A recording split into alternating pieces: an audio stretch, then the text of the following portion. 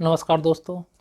आप थंबनेल देखकर समझ ही चुके होंगे कि वीडियो किस टॉपिक के ऊपर होने वाली है। जी हाँ, बोर्ड देखकर ये मत समझना कि मैं बच्चों को पढ़ाने वाला हूँ। नहीं, मैं आप लोगों के लिए ही वीडियो बना रहा हूँ। जो आपने थंबनेल देखा उसी की रिलेटेड मैं इस वीडियो में जानकारी दूंगा।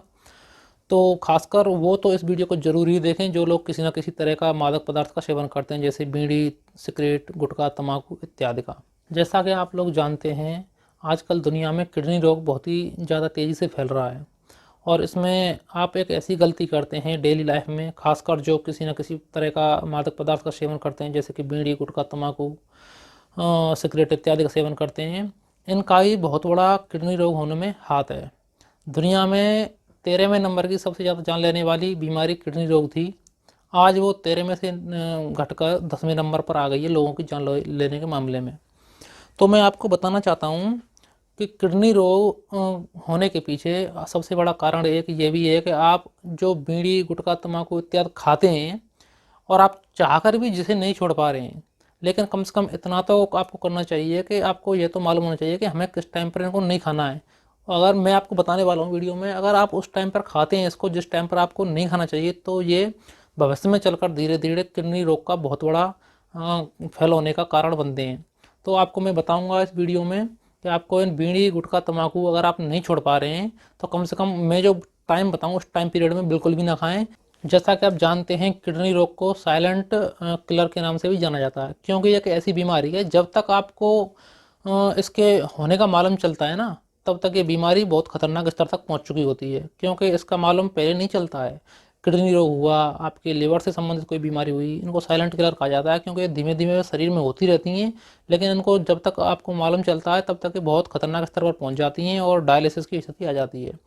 तो इसलिए बीड़ी, गुटखा, तंबाकू इसका बहुत बड़ा हाथ होता है इस डिजीज़ को इंक्रीज़ करने में। इसका रिस्क फैक्टर बहुत ज़्यादा है, लेकिन आम जनता इस पर ध्यान नहीं दे रही है, किस तरह से हमको ये नुकसान पहुंचा रहे हैं। तो मैं आज की इस वीडियो में आपको यही समझाऊंगा कि आप अगर बीड़ी, गुटखा, तंबाकू चाहकर भी नहीं छोड़ पा रहे हैं तो कम से कम इसको गलत समय पर तो ना खाएं। तो चलो मैं आपको बताता हूँ, यदि आप इन चीज़ों को खाते हैं तो आपको इनको कब बिल्कुल नहीं खाना है। अगर आप नहीं छोड़ पा रहे हैं तो इनको आपको इस टाइम पीरियड में जो मैं बताने वाला हूँ उस टाइम पीरियड में तो बिल्कुल भी नहीं खाना है, नहीं तो आपकी किडनी धीरे धीरे डैमेज हो जाएगी। इसका असर एक उम्र के बाद आपको पता पड़ता है कि हमारी तो किडनी खराब हो चुकी है। इसीलिए इस वीडियो को गौर से देखिएगा। देखो, मैं आपको एक बात बताता हूँ, इसको गौर से देखना। भोजन के बाद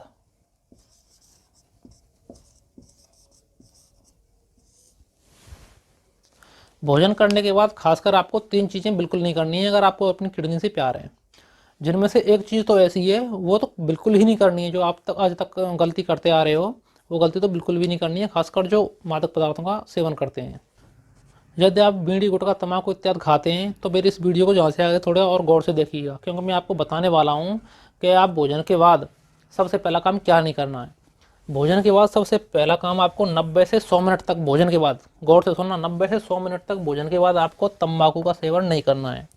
यदि आप 90 से 100 मिनट से पहले ही भोजन करने के बाद तंबाकू का सेवन करते हैं तो आपकी किडनी पर बहुत ज़्यादा दबाव पड़ता है, क्योंकि भोजन करने के बाद स्वाभाविक है हमारे पेट के आसपास रक्त प्रवाह बढ़ जाता है। उससे ऑलरेडी नेचुरली जो किडनी पर दबाव पड़ता है वो तो ठीक है, लेकिन भोजन करने के बाद 90 से 100 मिनट के अंदर अंदर आप या तंबाकू, गुटखा, बीड़ी इत्यादि का सेवन करते हैं तो इससे हमारा बीपी इंक्रीज होता है, जिससे किडनी पर दबाव और ज़्यादा बढ़ जाता है, तो जिससे हमारी किडनी धीमे धीमे डैमेज होती है। और ये भी एक बहुत बड़ा कारण है, क्योंकि ये हमें लेट स्टेज में मालूम पड़ता है, तब हमको महसूस नहीं होता, लेकिन अगर आप आदत को इसको आज से ही छोड़ देंगे तो आपको बहुत ज़्यादा बेनिफिट होगा।